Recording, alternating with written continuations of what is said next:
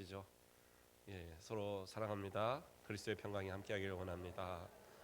예, 우리 노숙자 권사님 얼굴 봐서 너무 좋습니다. 감사합니다. 예, 사랑합니다.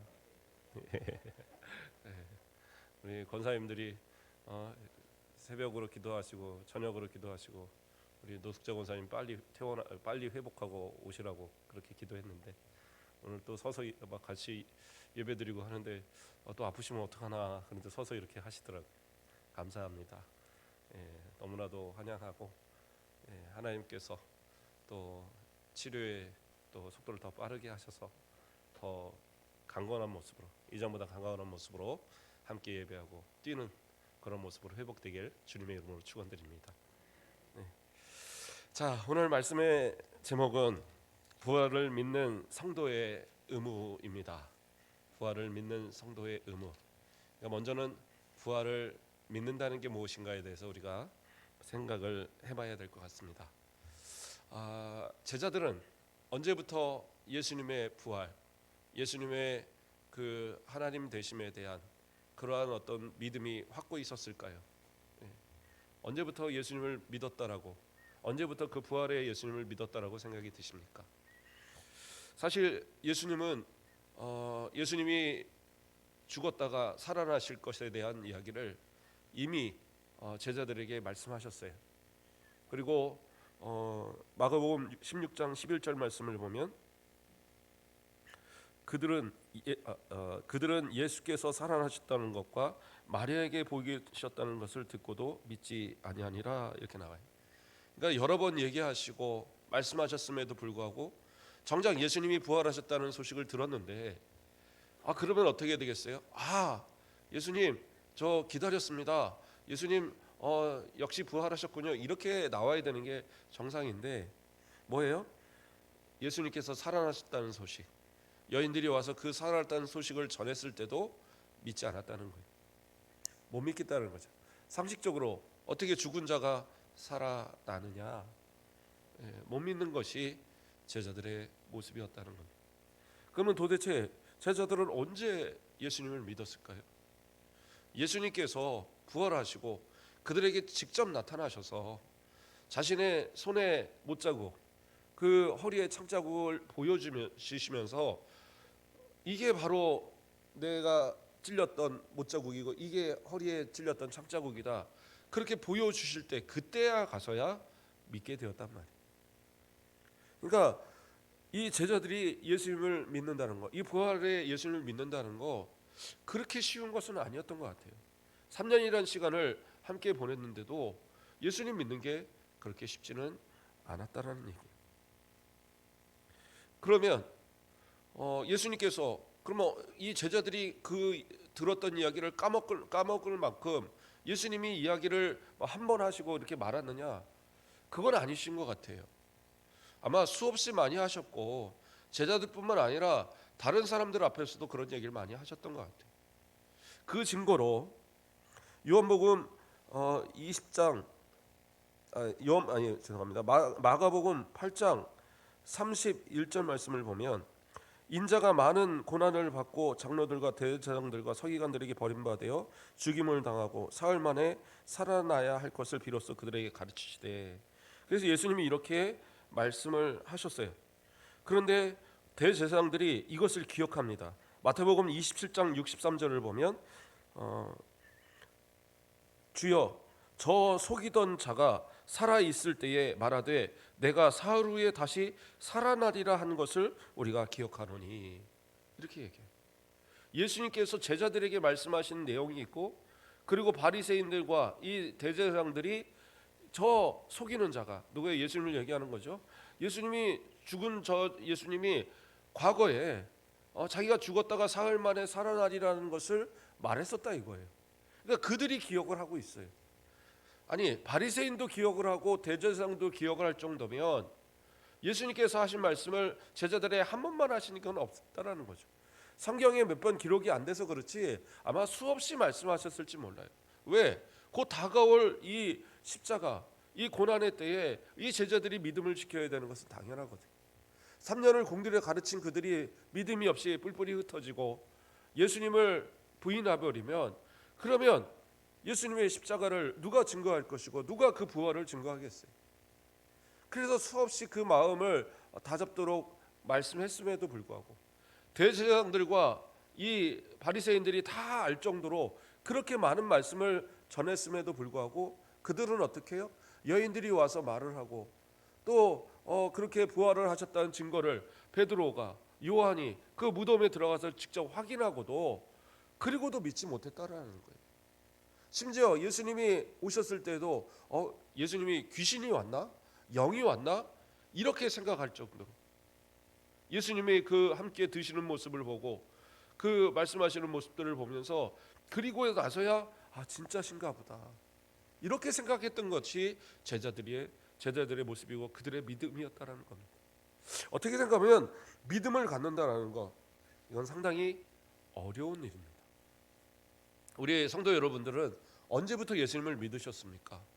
언제부터 예수님의 그 부활이 믿음으로 받아들였고 언제부터 하나님을 아버지라고 확신하여 부르기 시작하셨습니까?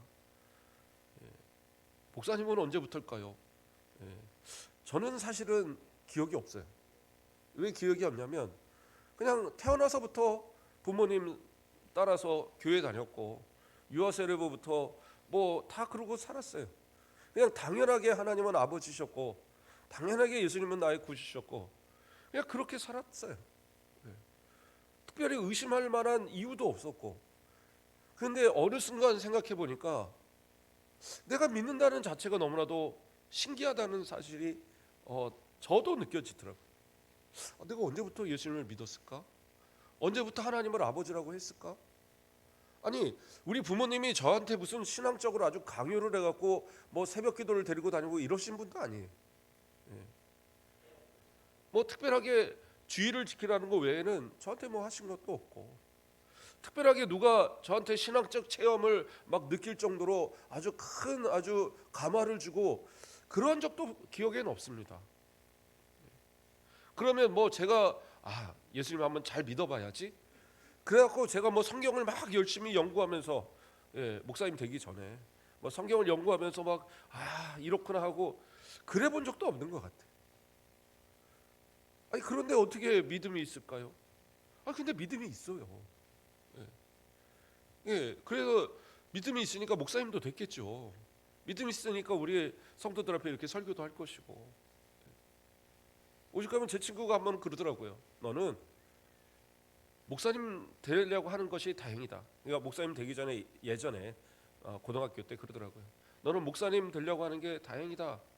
왜 그러냐 그랬더니 네가 말하면 다 진짜로 들린대요. 그래서 네가 예수님에 대해서 말하고 하나님에 대해서 말하면 진짜로 들리는데 네가 만약에 이단에서 믿었으면 여러 사람 지옥 보냈을 거다 그러더라고요.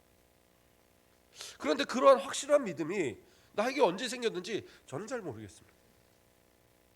근데 어떤 분들은 간증들을 하죠. 내가 어떤 체험을 통해서 어떤 부인할 수 없는 증거를 통해서 나는 예수님을 믿을 수밖에 없었습니다.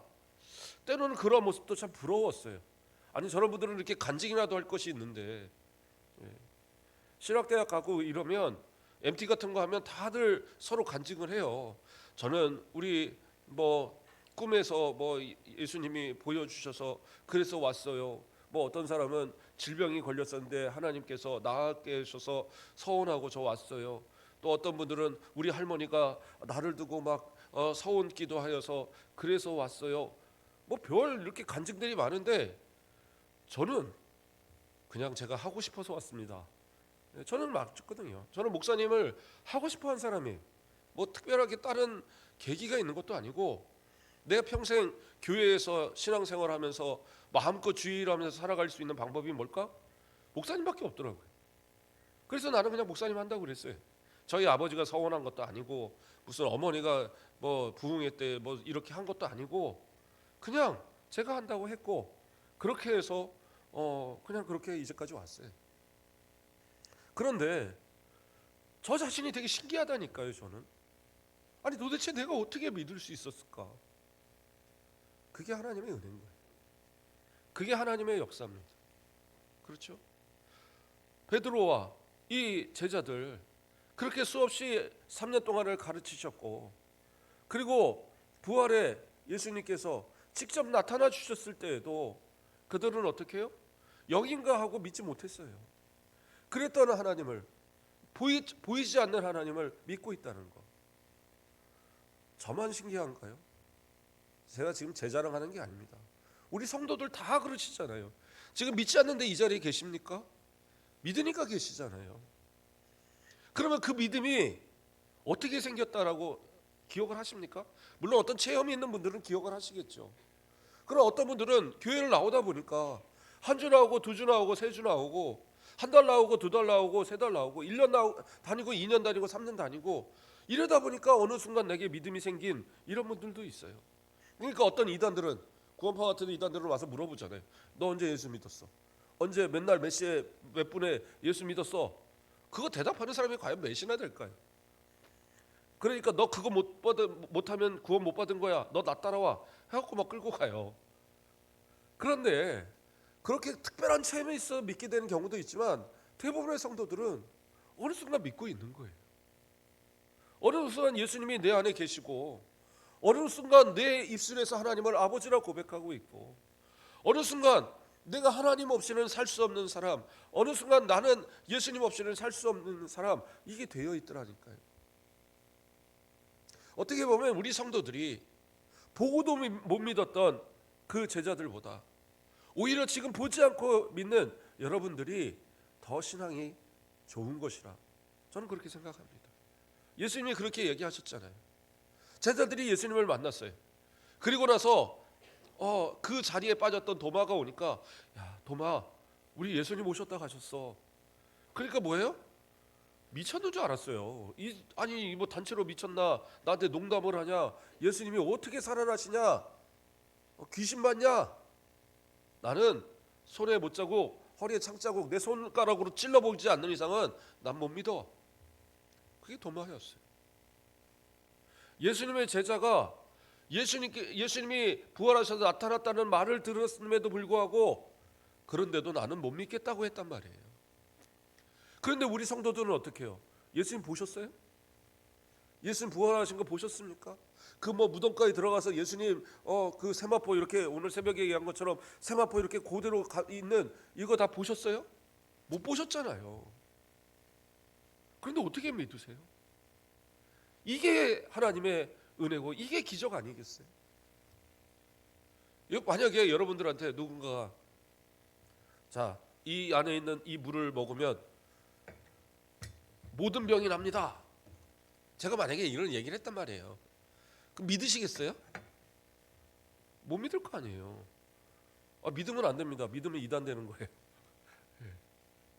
못 믿는 게 정상이란 말이에요. 근데 왜 예수님에 대해서만큼은 믿냔 말이에요. 저는 한 번도 오비용이어의 사건, 물고기 2마리와 보리떡 5개로 5,000명을 먹이고 12광주리가 남은 거 한 번도 의심해 본 적이 없어요. 의심이 안 가요.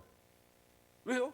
하나님의 능력인데, 온 세상을 창조하시는 하나님의 능력으로 예수님께서 행하신 건데, 성자 하나님이신 예수님이 행하신 건데 그게 이상할 리가 더 없죠. 그런데 누군가가 자, 오늘 물고기 이 2마리와 이 떡 5개로 내가 여기 있는 성도들 다 먹이겠습니다. 우리 기도합시다.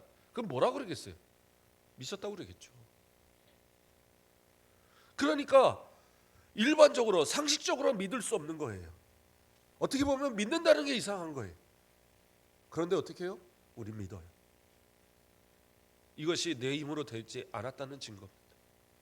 성령이 내 안에 계셔서 나로 예수 그리스도를 나의 구주로 고백하고 하나님을 나의 아버지로 고백하게 하는 것, 이것이 노력 갖고 되는 거 아니고, 어떤 분들은 그래요. 내가 10년을 다녔는데 20년을 다녔는데 나는 예수님 잘 모르겠습니다.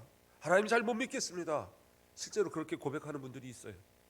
그래서 저하고 상담하고 정말 뭐 같이 공부도 하고 막 그랬던 분도 계셔요. 그런데 그렇게도 안 믿어지는데 어느 순간 믿어지면요 순식간에 믿어집니다. 한 주 교회 나온 사람이 예수 믿어서 변화되는 경우도 있고, 2주밖에 안 나왔는데 벌써 그 마음이 뜨거워져서 하나님 앞에 봉사하고 전도하고 이런 모습으로 바뀌는 경우들도 있어요. 그러니까 이게 내 힘 갖고 되는 건 아니다라는 거예요. 성령께서 내 마음을 변화시킬 때 그러한 모습, 예수님께서 부활의 주님이 내 안에 찾아와 주셔서 그 못자국을, 그 창자국을 나에게 만지게 내 안에서 그것을 느끼도록 하나님께서 역사하시니까, 그러니까 믿어지는 거라는 거예요. 부인할 수 없도록 내 마음 가운데 확고한 믿음으로 주시니까 지금 이 자리에 있는 거예요. 제자들은요, 예수님께서 직접 그렇게 보여주실 때까지 전혀 믿지 못했어요. 그러면 예수님을 보고, 그러면 그 예수님을 확인했고, 그러면 진짜 믿음이 생긴 건가? 그것도 아니. 왜요? 베드로는 6명의 제자들을 같이 끌고 어디로 가요? 디베랴 바다로 고기 잡으러 갔어요. 그게 요한복음 21장에 나오는 이야기예요. 예수님을 만났어요. 예수님의 그 부활하신 그 장소도 확인을 했고, 베드로는, 그리고 그 예수님께서 2번이나 오신 모습을 봤잖아요. 제자들 가운데 오셔서 서로 대화하고 함께 떡을 먹고, 도마가 못 믿겠다니까 또 나타나서 또 보여주시고, 예수님이 그러한 모습을 보여주셨어요. 그럼에도 어떻게 해요? 못 믿어요. 그러니까 믿기야 믿었죠. 예수님 살아나셨다는 거 믿었어요. 그런데 어떻게 해요? 나는 그러나 물고기 잡으러 가겠다. 그게 베드로의 모습이었어요. 이건 믿음이 아닙니다. 믿음은요, 내 삶의 모습이 예수님 앞에 변화되어지고, 이전까지는 예수님을 못 믿던 모습과 이제로 내가 예수님을 믿고 부활을 믿는 모습이 달라져야 되거든요. 그런데 이 베드로와 이 제자들은 어떻게 해요? 예수님의 부활을 보고 그 기쁨으로 예수님, 이제 예수님 뒤를 따라 살겠습니다 해야 될 그들이 어떻게 해요? 나는 물고기 잡으러 간다. 그러니까 나머지 제자들도 베드로한테 그래 나도 따라갈래?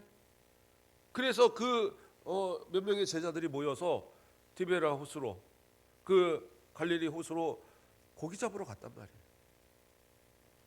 어떻게 보면 그래요.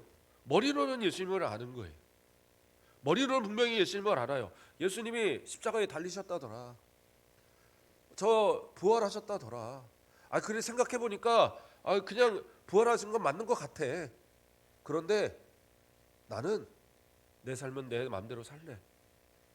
이러한 사람들 사실은 상당히 많거든요. 근데 그게 왜 그러냐? 믿음이 없어서예요. 아는 것과 믿음은 다른 거예요. 안다고 다 믿음입니까? 안다고 믿음 아니에요. 아는 것은요, 성경 이렇게 한 2번, 3번만 읽은 사람들은 웬만한 우리 성도들보다 더 잘 알아요. 왜? 우리 성도들 성경 안 읽잖아요. 그러니까 안 읽어도 믿는 것도 대단한 겁니다. 그런데 어떤 사람들은요, 이것을 수없이 많이 읽어도, 철학자들은 2번, 3번이 아니라 10번, 20번 읽어도 자신들이 원하는 말로서는 해석을 하는데 믿음으로서는 해석이 안 되는 거예요. 그러니까 그것은 그냥 아는 거예요. 성경에 이런 게 있다더라 아는 거예요. 아는 건 믿음이 아닙니다. 그냥 아는 것에 끝나니까 어떻게 해요? 그들은 예수님을 등지고, 이제는 예수님을 위해서 살아야지, 이제는 예수님을 위해서 나의 모든 걸 맡겨야지, 내가 부인했던 예수님, 내가 도망갔던 예수님, 이제는 그 부활을 확인했으니 이제는 예수님을 위해서 살아야지, 이게 정상이잖아요. 근데 이 제자들이라는 사람들이 어떻게 해요? 예수님을 등지고 디베랴 호수로 나는 물고기 잡으러 가겠다. 그러는 모습. 그러면 우리들의 모습을 한번 돌아보세요. 우리는 어떠한 모습인가?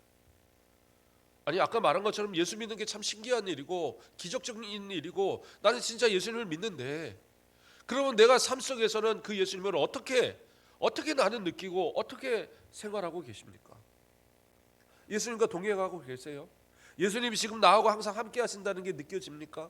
예수님께서 내 안에 지금 계신다는 게 느껴져요? 정말 순간순간 예수님 나의 구주이십니다 하는 그런 감사함이 막 느껴집니까?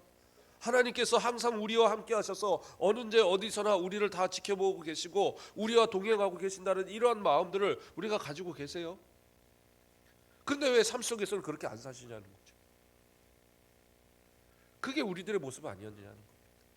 돈을 벌어야 하니까, 자녀를 키워야 하니까, 때로는 내가 어떤 직장에서 자리를 지켜야 되니까, 승진을 해야 되니까, 뭐 여러 가지 이유로 인해서 내가 진짜 믿음을 지켜야 할 자리, 내가 진짜 그리스도인으로서 나의 신앙을 보여야 할 그러한 어떤 위치에서 그런 거 다 내려놓고 그냥 세상 것에 몰두해서 살다가, 그래도 감사한 것은 교회를 향하여 이렇게 잊지 않고 온다라는 거. 저는 최근에 아는 얘기인데 TV에서 무슨 프로그램에서 얘기 나오더라고요. 그 술 취한 분들이 인사불성이 돼갖고 자기 뭐 또 기억을 못하잖아요. 자기가 뭐를 어떻게 했는지 잘 기억 못하는 분들 있잖아요. 근데 신기한 것은 집은 꼭 찾아가요. 그 집은 꼭 찾아간다는 거예요. 그 왜 집은 꼭 찾아올까? 이상하다. 근데 뭐예요? 머릿속에 기억으로 팍 이게 박혀 있어서 내가 그냥 뭐 술 취해서 어디 뭐 인사불성이 돼도 집에 가는 길만큼은 내가 버스를 몇 번을 타든 택시를 뭐 타든 그러고 집은 돌아가게 만들어지도록 그렇게 입력이 돼 있다라는 거예요. 제가 그것을 보면서 그래, 잊지 않고 교회를 찾아오도록 하나님이 입력해 놓으신 것도 참 대단하다. 그 세상 살다가 잊어버리고 세상에 아주 그냥 그 매달려서 살 그런 모습, 그렇지 않고 그래도 주일이면 찾아와서 하나님, 저 이 죄된 몸 가지고 찾아왔습니다. 용서해 주세요. 도와주세요. 이것이 이렇게 고백되어진다는 이 자체도 기적이고 이것도 하나님의 은혜고, 이렇게 하시는 것만 봐도 우리를 사랑하신다는 증거가 아닐까. 그러나 매번 그렇게 불안한 듯한 신앙생활로 살아갈 수는 없는 거잖아요. 베드로와 같이 그냥 나는 믿음은 있는 것 같은데, 그런데 난 물고기 잡으러 갈래. 사도로 부름받아서 사람을 낚는 어부가 되겠다고 부르셨을 때 그물도 다 내려놓고 주님을 따랐던 베드로였는데, 정작 부활한 예수님을 만나고 나서는 그들은 어떻게 해요? 나는 물고기 잡으러 가겠다. 버렸던 그물을 다시 잡았던 그들의 모습이었잖아요. 아니 그러면 도대체 믿음은 언제 시작이 됐던 건지, 믿음을 오히려 다 잃어버린 그런 모습. 그런데 어떻게 해요? 누가 포기하지 않으셔요? 예수님이 포기 안 하셨어요. 저 같으면 벌써 포기해버렸을 그들을 누가 찾아요? 예수님이 찾아오셨어요. 아니 왜 예수님은 저들을 포기 안 할까? 한편으로 생각하면 3년 동안 투자한 게 아까워서라도 포기 못하겠다는 생각이 들더라고요. 3년 동안 그렇게 동고동락하면서 가르쳐놨는데, 정말 천국복음 전하라고 사도로 세워놨는데, 특별히 그 많은 제자들 가운데 12제자 세워놨더니 하나는 예수님 팔고 가서 목매달아 죽고, 11명 남았는데 그 중에도 뭐 뿔뿔이 몇 명은 흩어지고, 그리고 한 7명 마음 맞아갖고 가서 물고기 잡으러 가니 예수님이 속이 터지고 터질 것 같아요. 그런데도 예수님 포기 안 하고 그들을 찾아가십니다. 그들이 밤새도록 고기 잡는데 고기가 잡힙니까? 안 잡혀요. 왜 안 잡히는 줄 아세요? 내가 아무리 기술이 좋고 능력이 좋고 옛날에 왕년에 날리고, 그런데요 지금은 소속이 달라졌어요. 이제는 세상에 속한 소속이 아니에요. 우리는 하나님 앞에 속한 저 천국의 소속을 가지고 있는 그러한 존재들이에요. 이제는 과거의 모습이 아니기 때문에 과거의 모습대로 살려고 그런다고 잘 되냐? 절대 안 됩니다. 그렇게 해서 돈 번다고 돈 벌어지는 거 아니고, 그렇게 해서 건강하려고 건강해지는 거 아니에요. 그렇게 해서 자녀 키운다고 자녀들이 무슨 서울대 가고 무슨 다 법관 되고 그런 거 아니에요. 혹시 잘 된다고 해서 그러면 그게 복이냐? 그것도 복이 아니에요. 왜? 더 잘 되면 더 교회 생활 안 하고 더 신앙 생활 안 할 거잖아요. 근데 하나님의 은혜로 우리가 예수 믿고 살아갈 수 있도록 모든 환경과 여건을 허락하시고 이렇게 감사로 예배 드릴 수 있도록 하나님이 인도하셨다라는 거예요. 그런데 어떻게 해요? 나는 내 뜻대로 뭔가를 살아보겠다. 아무래도 신앙생활 나하고 안 맞는 것 같아. 나 저 세상에서 한번 돈 제대로 한번 벌어보고 다시 와야지. 난 이런 분들 치고 사업도 제대로 된 부분 못 봤고, 이런 분들 치고 신앙도 제대로 다시 돌아온 부분을 못 봤어요. 하나님 앞에 지금 주신 은혜, 지금 내게 주신 이 삶 속에 하나님 앞에 감사가 회복되십시오. 내가 아무리 예수님을 떠나려 해도, 예수님을 부인했어도 예수님은 우리를 버리지 않으시고 우리를 찾아와 주셨는데, 우리를 인도하여 주셨는데, 그 부활의 주님을 만난 우리, 그 부활의 주님을 모신 우리가 왜 세상을 향하여 다시 나아가고, 왜 버려버렸던 그 그물을 다시 잡아야 되고, 왜 사람을 낚던 그들이 왜 다시 그 호수에다 그물을 던져야 되는 그런 모습이 되어야 되냐고요. 아니요. 이제는 달라져야죠. 이제는 예수님 믿는 모습으로 달라져야죠. 아니 그러면 뭐 목사님처럼 다 목사님 돼야 됩니까? 그게 아니에요. 같은 일을 하시더라도 이제는 다른 모습을 가지고 하시라고요. 이것이 하나님의 은혜에 합당한 건지, 정말 하나님 보시기에 합당한 건지를 내가 믿음으로 확인하고, 이것이 하나님 보시기에 올바른 모습이 아니다, 과감하게 쳐내세요. 그런다고 해서 그것이 내게 복이 아니에요. 내 모든 것, 삶을 오히려 좀 먹고 망쳐볼 뿐이지 결코 그것이 내게 복이 될 수 없어요. 내가 신앙의 눈으로 판단하세요. 이것이 내게 복이 아니다, 그러면 쳐내시고, 그러나 이것을 내가 하나님의 영광을 위해서 다시 뭔가의 큰 사명을 가지고 이 일을 해보겠다, 그러면 그 일에 최선을 다하십시오. 항상 주님과 동행하고 주님 손잡고 그 일 해보세요. 이제까지는 내가 이걸 갖고 밥벌 먹고 산다, 내가 이렇게 해서 옛날에 뭐 주부들이 맨날 그런 거, 이 소뚜껑 운전수 언제까지 해야 되나 막 이런 불평을 한다 그러잖아요. 그런데 예수 믿고 나면, 진짜 예수님이 내 안에 계시면 집안에서 살림을 해도 달라지는 거예요. 하나님 앞에 기도하는 마음으로 이 밥을 통하여서 우리의 자녀들이 복되게 하시고, 이 밥을 통해서 우리 남편이 건강하게 하시고, 이 밥을 통하여서 우리 가족이 모두 그리스도의 은혜로 나아가서 힘써 영광 돌려 살게 하옵소서. 기도하는 마음으로 음식을 준비하는 거예요. 그것과 그냥 요리책 보고 한번 이렇게 해갖고 갖다 내놓은 음식이 어느 게 더 복된 음식 되겠어요? 생각의 전환을 하시라는 거예요.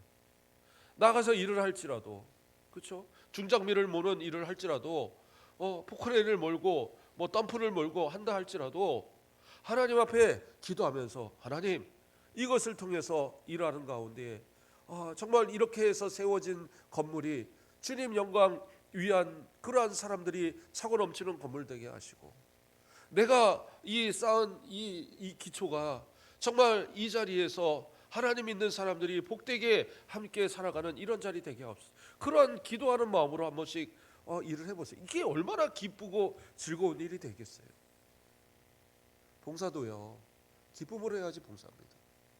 아니 이렇게 뭐 이거 순서는 왜 이렇게 자꾸 돌아오는 거야, 이런 마음 갖고 하면 재미가 없어요.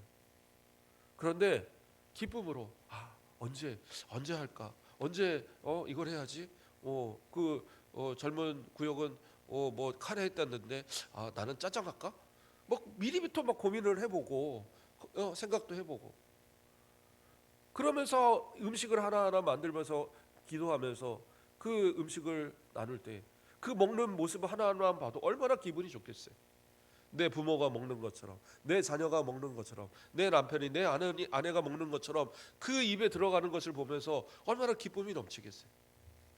그러면 된단 말이에요. 예수 그리스도를 믿는, 부활을 믿는 성도들은 이제부터 그러한 달라진 모습들이 있어야 되는 거예요. 오히려 버렸던 세상을 향하여 나아가면서 주님을 내려놓지 마시고 주님과 동행하서 세상을 변화시키고 정복하고 다스려가는 그러한 사람이 되시라고요.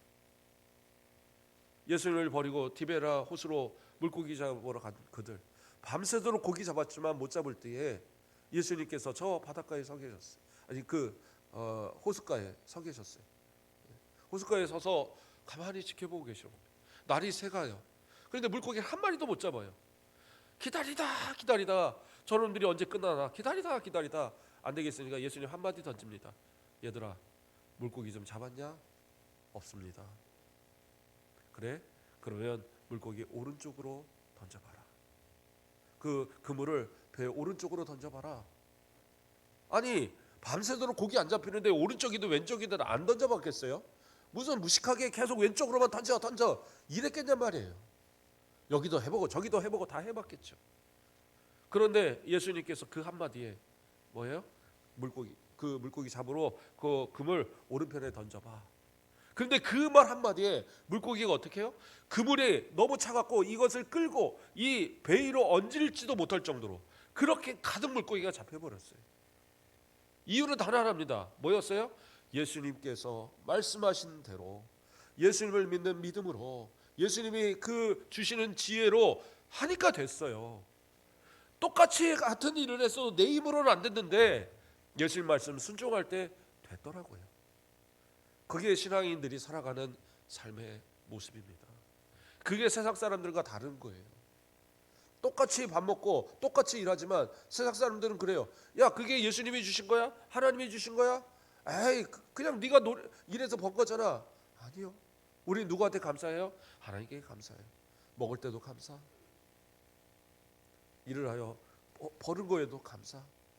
그래서 11조도 하고 감사도 하고 주일 예물도 드리고, 그렇죠? 다 그렇게 하는 거잖아요.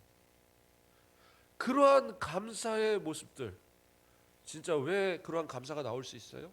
이것이 주님께서 내게 주신 말씀을 따라, 지혜를 따라, 은혜를 따라 내가 얻은 것이라 여겨지니까 그렇게 하겠죠.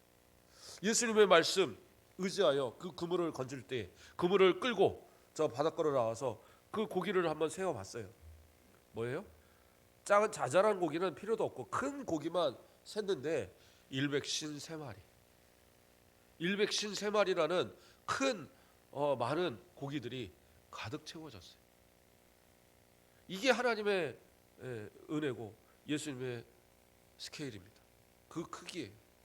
주시는데 그렇게 막 째째하게 주시는 하나님은 아니에요. 진짜 믿음으로 살아가시는 성도들 기도하면요 하나님 해결하셔요. 건강도 어느 순간 저분 정말 회복할까? 그건 인간적인 마음이에요. 그러나 하나님 앞에 기도하면서 회복될 줄 믿습니다. 그러니까 우리 노숙자 권사님 이렇게 와서 예배 드리잖아요. 쓰러지셨다고 그랬을 때 다들 교회 못 나오면 어떡하나, 그렇게 예배 드릴 수 있다는 거 참 감사하고, 물론 뭐 못 오시고 돌아가시는 분들도 있고 또 뭐 요양병원에 계신 분들도 있죠. 그러나 저는 항상 기도합니다. 그들의 영이, 그들의 믿음이 결코 감하지 않기를, 주님 앞에 가는 그날까지 그 믿음 지키기를 저는 기도해요. 그 모든 것이 다 하나님의 은혜입니다.